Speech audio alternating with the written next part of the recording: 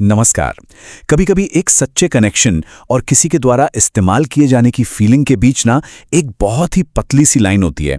आज हम इसी के बारे में बात करने वाले हैं कि इन दोनों के बीच के फर्क को आखिर पहचाने कैसे।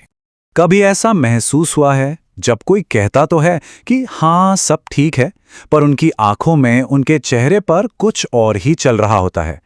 असल में लोग अनजाने में अपने असली विचार लीक करते रहते हैं और आज हम उन्हीं छिपे हुए इशारों को पढ़ना सीखेंगे। तो चलिए एक नजर डालते हैं कि आज हम क्या क्या कवर करने वाले हैं। सबसे पहले हम प्रभाव के स्पेक्ट्रम को समझेंगे, फिर उन अनकहे इशारों को पढ़ना सीखेंगे, अपनी साइकोलॉजिकल वीकनेसेस को जानेंगे, धोखे की अलग अलग टेक्निक्स को समझेंगे और आखिर में सबसे जरूरी खुद को इनसे बचाने के तरीके भी जानेंगे। तो चलिए इस टॉपिक में थोड़ा और गहराई से उतरते हैं। देखिए, प्रभाव जो है ना, वो एक स्पेक्ट्रम की तरह काम करता है। एक तरफ अच्छी नीयत होती है तो दूसरी तरफ बुरी नीयत। तो पर्सुएजन यानी यकीन दिलाना और मैनिपुलेशन यानी हेरफेर, आखिर इसमें फर्क क्या है? देखिए, सारा खेल नियत का है। जब कोई यकीन दिलाता है तो सब कुछ सामने होता है, ट्रांसपेरेंट। मकसद होता है कि दोनों एक दूसरे की बात समझें। लेकिन हेरफेर में मामला उल्टा है। यहां एक छिपा हुआ एजेंडा होता है और मकसद सिर्फ अपना फायदा निकालना होता है, बस। अच्छा, इससे पहले कि हम हेरफेर को पहचानें, हमें उन इशारों को देखना सीखना होगा जो लोग बिना बोले ही भेजते रहते हैं। ये बिल्कुल एक छिपी हुई भाषा को समझने जैसा है। ये जानना बड़ा दिलचस्प है कि हमारी बातचीत का कितना बड़ा हिस्सा असल में बोला ही नहीं जाता। एल्बर्ट मेहराबियन का एक बहुत फेमस मॉडल है जिसके हिसाब से हमारे शब्दों का असर सिर्फ 7% होता है, जबकि 38% आवाज के लहजे से और 55% बॉडी लैंग्वेज से आता है। मतलब जो कहा नहीं गया वो ज्यादा जरूरी है। अब ये माइक्रो एक्सप्रेशंस क्या होते हैं?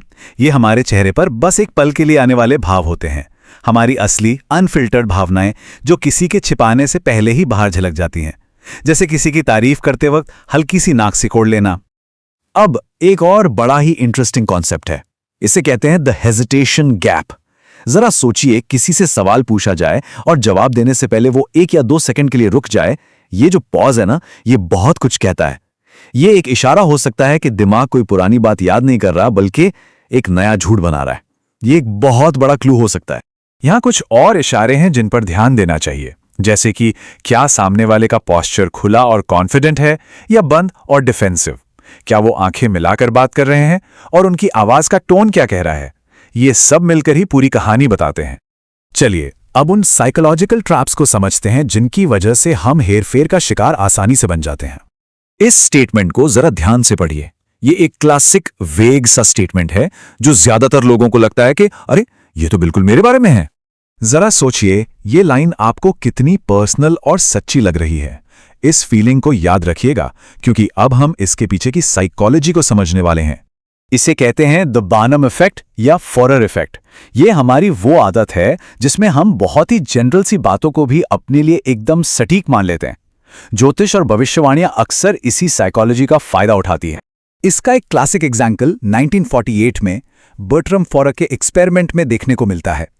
उन्होंने अपने सभी स्टूडेंट्स को एक ही पर्सनालिटी एनालिसिस दिया और कहा कि इसे रेट करो।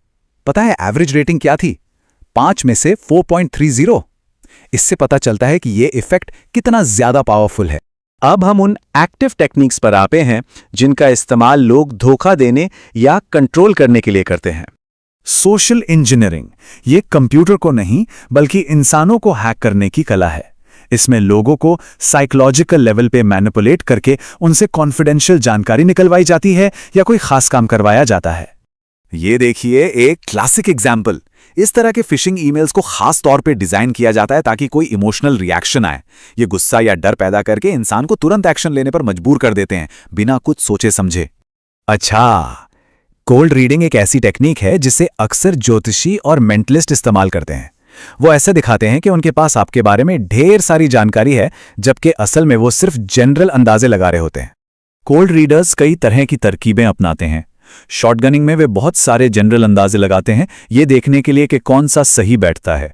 वो बार्नम स्टेटमेंट्स का भी इस्तेमाल करते हैं, जिनके बारे में हम जान चुके हैं। और रेनबो रूज में वे एक ही साथ 2 उल्टी बातें कहते हैं, जैसे आप कभी कभी बहुत कॉन्फिडेंट होते हैं पर कई बार आप बहुत शर्मीले भी हो सकते हैं। तो चलिए अब सबसे जरूरी हिस्से पर आते हैं। इन सब से खुद को बचाया कैसे जाए? देखिए, सबसे ज़रूरी बात यह है कि इन तरकीबों को समझना ही खुद को बचाने की तरफ पहला और सबसे क्रूशियल स्टेप है। जब यह पता होता है कि क्या हो रहा है, तो जाल में फंसने के चांसेस बहुत कम हो जाते हैं। यहाँ कुछ ठोस तरीके दिए गए हैं। किसी भी अजीब रिक्वेस्ट को हमेशा सीधे कॉल करके वेरीफाई करें। ऑनलाइन क्या शेयर कर रहे हैं, उस पर ध्यान दें। अगर कुछ गलत लगे तो अपनी गट फीलिंग पर भरोसा करें। अपनी पर्सनल बाउंड्रीज तय करें, और अगर कोई शक हो तो दूसरों से बात करने में बिल्कुल न हिचकिचाएं। तो अब जब पर्दे के पीछे की ये तरकीबें पता चल गई हैं, तो सवाल ये उठता है कि ये जानकारी हमारे भरोसे को कैसे बदलेगी। ये एक बहुत ज़रूरी सवाल है, सोचने के लिए।